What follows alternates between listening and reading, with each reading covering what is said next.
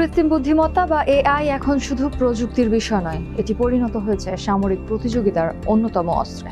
যুক্তরাষ্ট্রের নিষেধাজ্ঞা সত্ত্বেও মার্কিন এআই প্রযুক্তির সহায়তায় নিজেদের সামরিক সক্ষমতা বাড়ানোর চেষ্টা করছে চীন।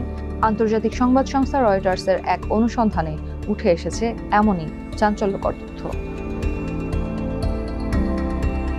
৮০টিরও বেশি চীনা গবেষণাপত্র ও পেটেন্ট পর্যালোচনার ভিত্তিতে রয়টার্স জানায়, চীনের সেনাবাহিনী ও সামরিক গবেষণা প্রতিষ্ঠানের সঙ্গে যুক্ত গবেষণা ওপেন এআই এবং আন্থ্রোপিকের উন্নত এআই মডেলের আউটপুট ব্যবহার করে নিজেদের দেশীয় এআই তৈরি করেছেন। তাদের লক্ষ্য হলো কম খরচে কম কম্পিউটার শক্তি ব্যবহার করে এমন এআই বানানো যা সরাসরি সামরিক কাজে ব্যবহার করা যাবে। রয়টার্স বলছে, মডেল ডিস্টিলেশন নামে একটি পদ্ধতি ব্যবহার করছেন চীন গবেষকরা।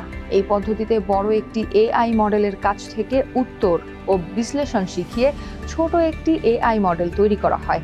এতে নতুন করে বিশাল এআই তৈরি করতে হয় না, কম খরচেই তৈরি হয় বিশেষ কাজে ব্যবহারের উপযোগী এআই। রয়টার্সের তথ্য অনুযায়ী চীনের একটি সামরিক সাইবার ইউনিট জিপিটি 3.5 ব্যবহার করে সামরিক সফটওয়্যার কোড বিশ্লেষণ করেছে।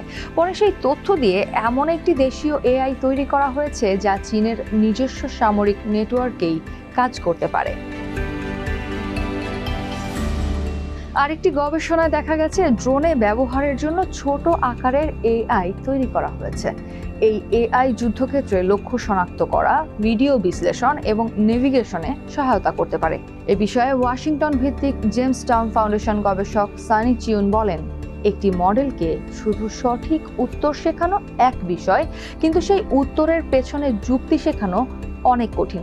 এসব গবেষণা প্রমাণ করে চীনের সামরিক গবেষকরা পশ্চিমা এআই এর সেই যুক্তিগুলো নিজেদের ছোট মডেলে স্থানান্তর করার চেষ্টা করছেন।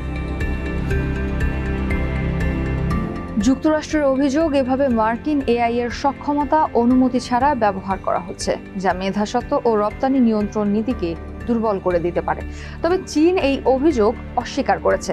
তাদের দাবি, যুক্তরাষ্ট্র এআই খাতে আধিপত্য বজায় রাখতে চাইছে, তাই এমন কথা বলছে। একই সঙ্গে চীনা প্রতিষ্ঠানগুলোর দাবি, তাদের প্রযুক্তিগত উন্নয়ন নিজস্ব গবেষণার ফল।